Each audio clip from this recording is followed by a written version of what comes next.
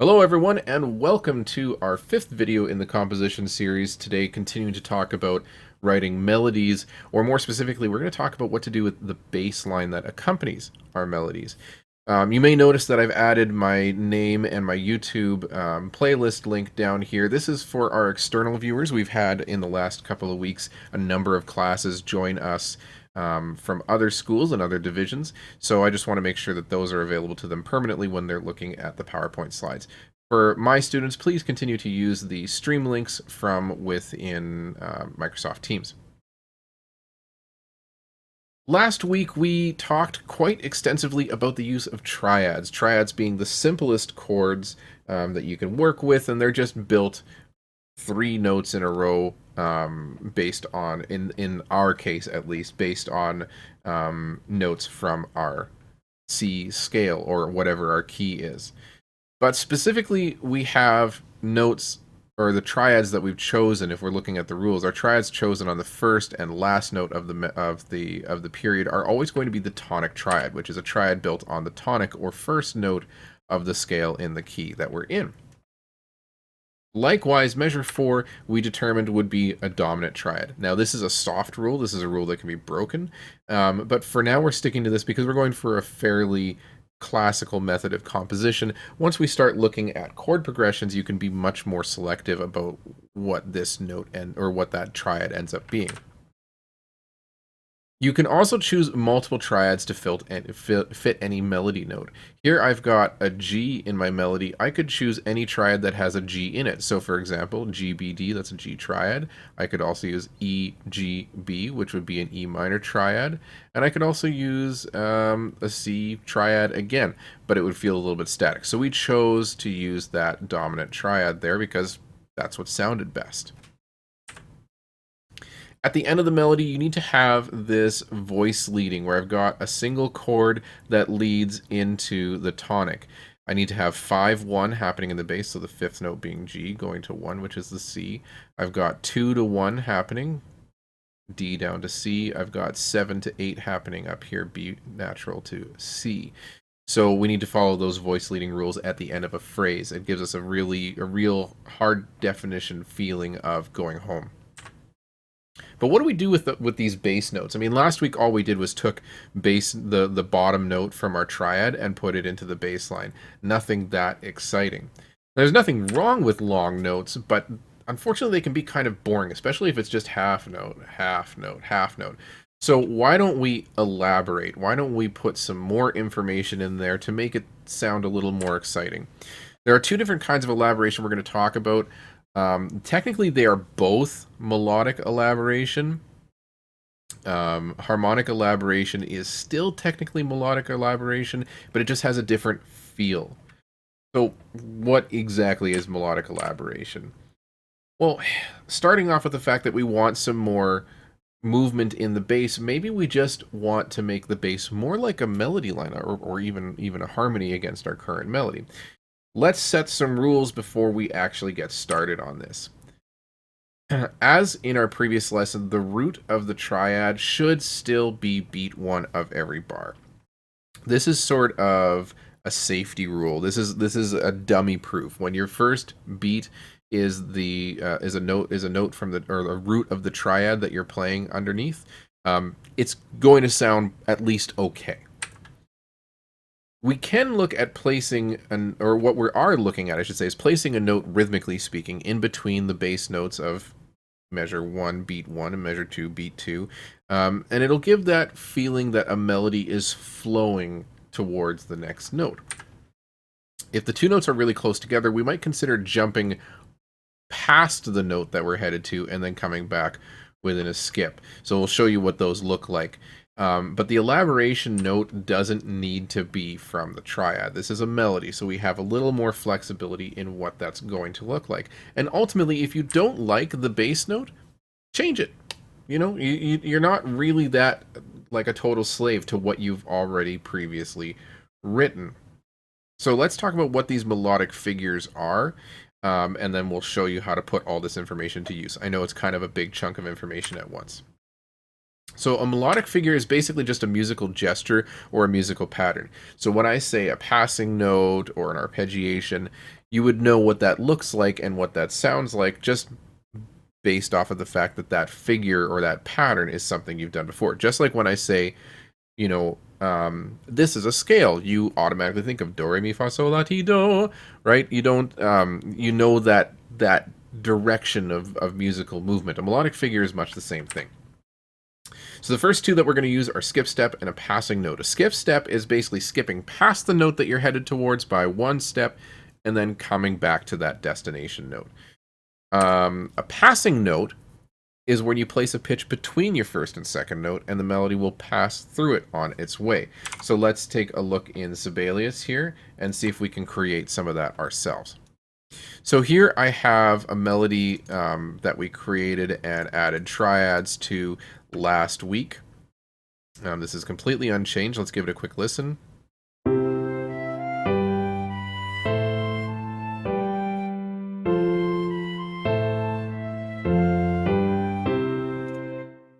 So that's familiar to us. We've listened to that perhaps more times than we care to. And we have our boring bass line here. So let's start off with a passing note, because I can see that I've got melody line going straight down here, C down to G, so maybe I can put a note in between that. I want to leave the C alone. It does have to stay there at the beginning of the measure to reinforce the harmony. But I could put a B in there, and if we go back and listen, that's all right. I could also turn that B into an A, because it's also passing from the C down to the G.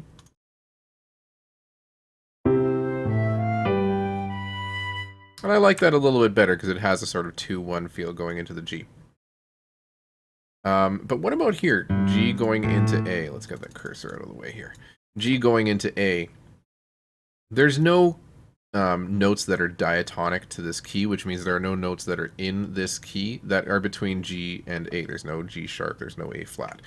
So let's try a skip step. Again, I'll turn that into a quarter note, and I'm going to skip past the A to a B. So now I've got this skip step feeling. So if we listen to just that measure, which has a nice sound to it, let's back up just a little bit.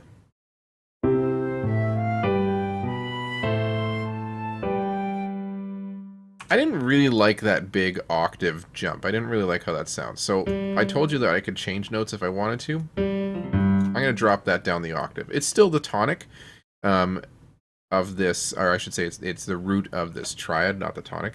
So that's perfectly allowable, but I just like this direction that the melody is going as we travel through. Now, I've created a situation where I can't step through. I can't make any passing notes. So let's add one more skip step.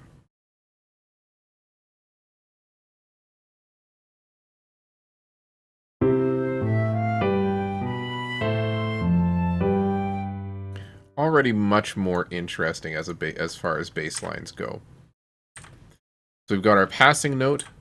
We've got our skip note, or our skip step rather, and we've got a second skip step. And we lowered the G down one octave because we liked the sound of it a little bit better. But why stop with just quarter notes? I mean, they're short, it kind of sounds plodding along. Maybe we need to add something else. So melodic elaboration does not need to use just quarter notes. We could go with eighth notes, for example. They can give you a lot more options. They can make passing notes easier because you can jump around. You basically have more room to move. And it allows you to use some leaps that would otherwise feel awkward because you can resolve back towards the note that you're working towards. Half notes are great because they feel like a pause, especially at the end of a phrase or at the end of a period. And notes that are on the beat will usually sound better if they're from the triad. Now, I'm not talking about the downbeat of the bar. I'm talking about your 1, 2, 3, 4. Those notes will typically sound better if they're from the triad, but this is a really soft rule. You can break it, just don't always break it. It really is going to depend a little bit. If you play it, you will hear that sometimes it just doesn't work. Like I said, soft rule. There is a rule that you really shouldn't break, though, is that voice leading at the end of the cadence, that 5-1 motion. Don't touch that. That's off limits. Leave that alone. We need that 5-1 motion in the bass in order to really resolve the chord. So now that we've kind of started on here, let's see if I can add some eighth notes in. So I've got space in between here.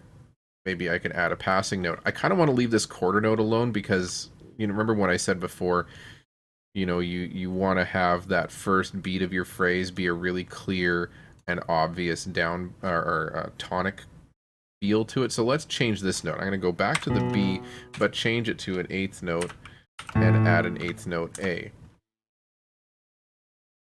And you know what? Hey, while I'm at it, I can add a passing note here. So let's do that too. G to an A. Let's hear what that sounds like.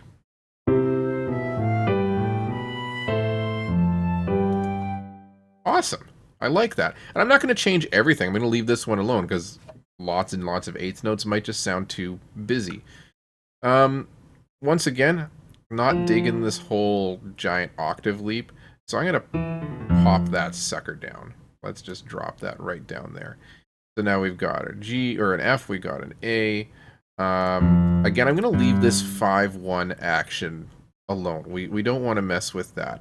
But I could do a skip step here. I mean, why not? Right? Nothing wrong with that. That's not the last chord of the song. This is the second last chord going into the last chord, so we're good there. What about this? What if we add F, G, A, and A, B, C, right? Because F and A both fall on beats, and F and A are both parts of the triad. So let's just give that a little bit of a listen to. And we're just going to see if we like the sound of it.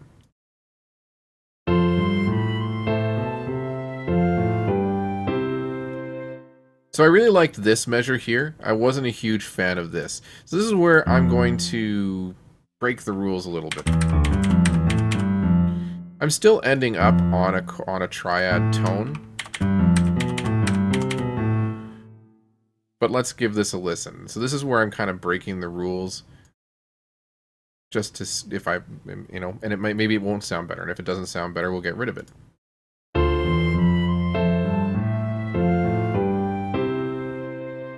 Okay, for now I actually kind of like it, so I'm gonna go with that.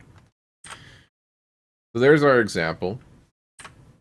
We've got passing notes all over the place. I moved those notes over because I kind of liked the sound of these lower bass notes, and now you can see that our melody has this flow to it that kind of gradually goes down and then gradually goes back up. We've got a skipped step there. Like I mentioned before, this is not a triad tone, but I like the sound. So, and because I could play it, I chose to go with it because I could hear that it sounds good. Now, what about going? You know, if you're just happy with your melody that you've got in your flute or whatever your instrumentation is, and you really just want that piano part to support. You don't need it to have a melody, or maybe you've got a melody and a harmony in another part, and you just want more of like a chord support, but you still don't really like those long half notes. Well, let's look at a little bit of harmonic elaboration.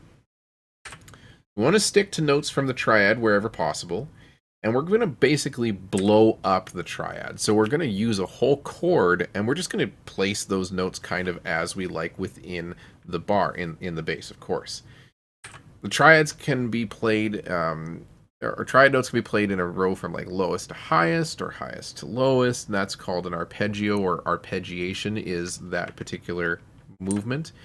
And they can be played out of order. So they don't have to, if we're going C, E, G, C, I can do C, G, E, C, for example. That's called a broken chord. These are two new melodic figures. So, like I mentioned before, this type of elaboration is still technically melodic elaboration, but it has a different feel to it, and you'll see how that works.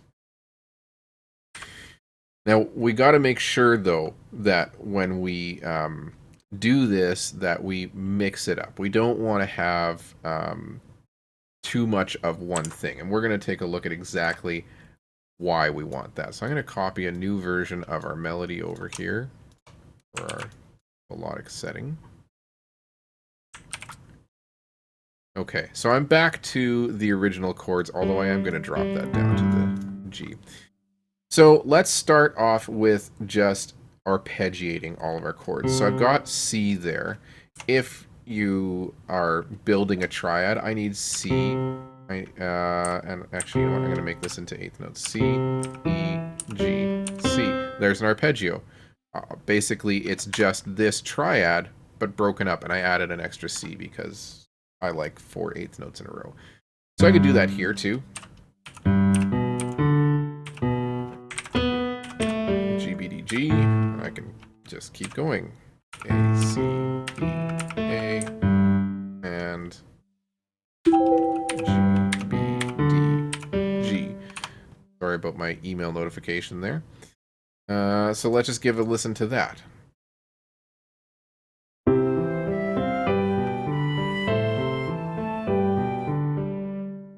Not too bad. It's a little boring, but it feels like there's movement now. We can kind of sense the direction that the chord is taking when we hear it like this.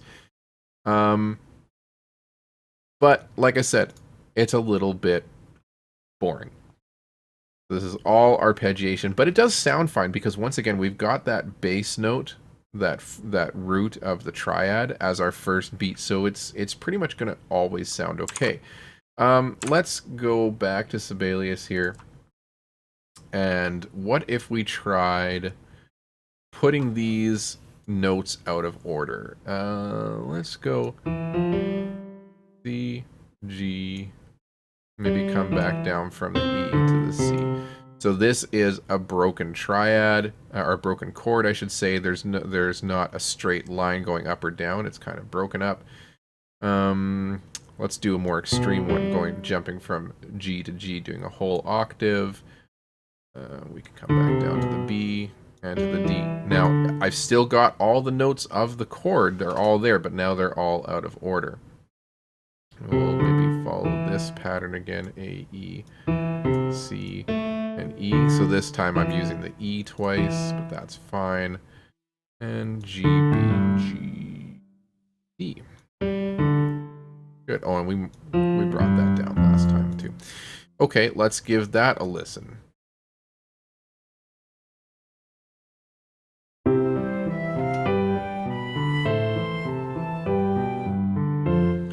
It's a little all over the place. It might sound better if I was using maybe, say, this pattern and repeating that pattern all the way through. That might give us the right amount of repetition to make it not sound too terribly random.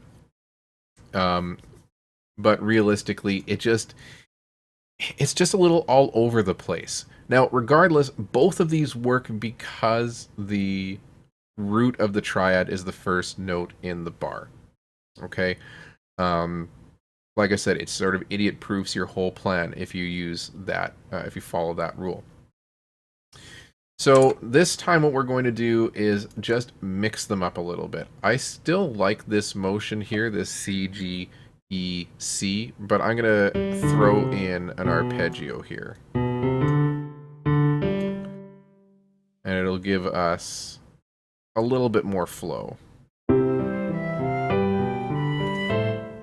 I like that. And I kind of think I like this AC. I don't like going down to the A. Let's do this. Let's just swap these around. Yeah, that's okay. I like that a little bit better. And let's add one more arpeggio in. Cool. And you know what? All we've done so far with arpeggios has gone up. So why don't I actually return that to the top and work our way down? Just so I've got some flowing in the opposite direction. What do we want to do with this? I still really like this format of broken chords. So let's reverse this. We'll travel up and go down. So we'll go A, C, E, and then back down to the A. And I'm going to use this same skip step there, just for interest's sake. Let's give this a listen now.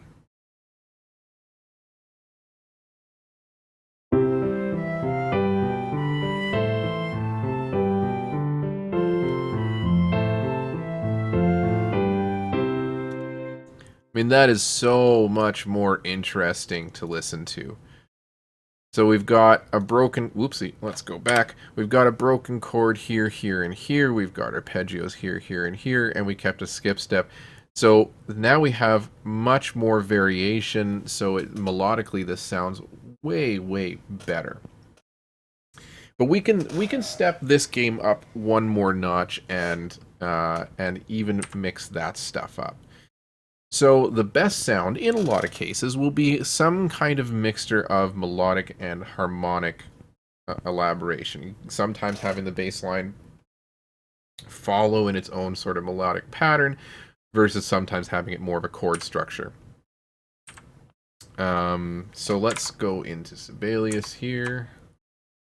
And we're going to change this up. I'm going to leave these two bars alone, but this bar never really hasn't really sat with me so well, and I think it's because this A minor chord just feels a little awkward. So I'm going to create a passing note. Yeah, I like that a lot better. And I really liked this ending here that we did. Although I'm not in love with using triad tones. So here's what we're going to do. We're going to go F. No,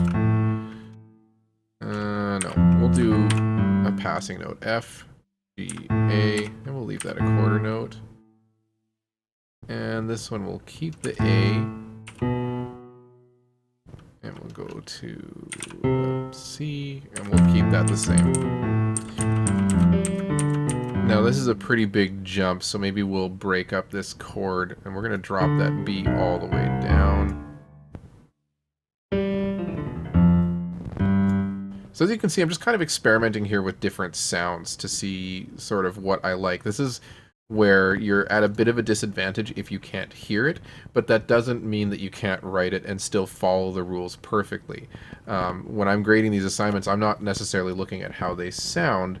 I'm more looking at how they fit with the rules, just so you can demonstrate that you understand the rules and are capable of doing this.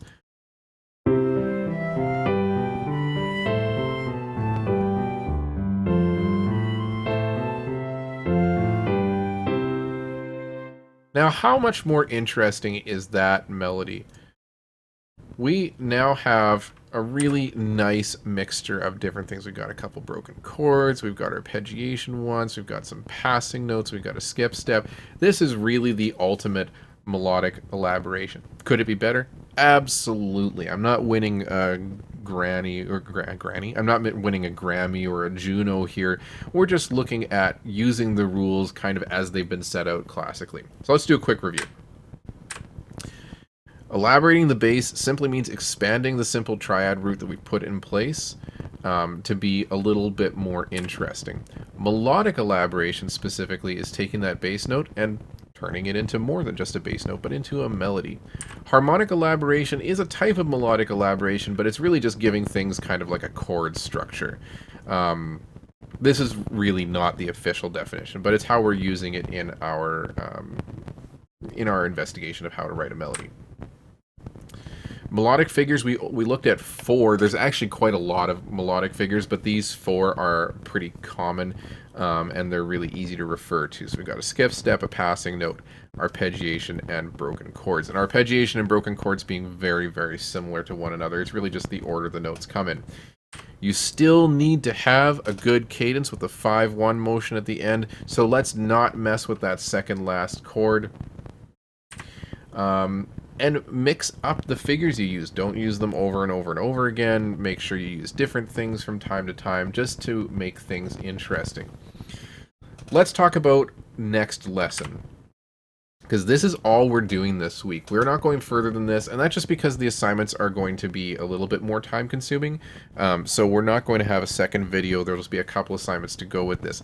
Next week, though, we're moving on to something a little more modern. We're still going to be following a lot of the rules that we've written down, but instead of determining chords that go with our melody, we're going to start writing a melody that fits our chords. So if we like a chord progression, and trust me, lots of people do, there's a reason why certain chord progressions are so popular across multiple different songs. We're going to figure out how to set out a chord progression and then write a melody that fits in against that progression. This week's assignments, we're going to be looking at identifying melodic figures. So we've got 4 different melodic figures. You're going to have to identify which is which. You will be elaborating a bass 3 different ways: harmonically, melodically, and then in a mixed fashion. So that's it for today. Once again, for my online people, if you like to use flat.io for doing your composition, I absolutely encourage it. It's a pretty easy tool to use. You do have to sign up, but you can print out PDFs and you can hear what you're composing while you compose it. And it's honestly, well, you've seen what I worked with Sibelius. It's obviously not as powerful as Sibelius, but it just works in a web browser. So absolutely check it out. It's a nice way to just, even if you're writing it out by hand and then throwing it in there just to hear what it sounds like, very, very useful tool. So that's everything I have for you today. I wish I could sign off with something cool. Like my favorite YouTuber's name is Scott Manley, and he'd go, "I'm Scott Manley, fly safe." And he talks about space and stuff like that, which is really cool.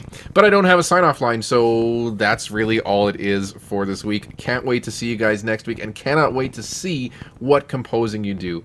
Have a fantastic weekend or week or whenever you're looking at this video. We'll see you all again soon.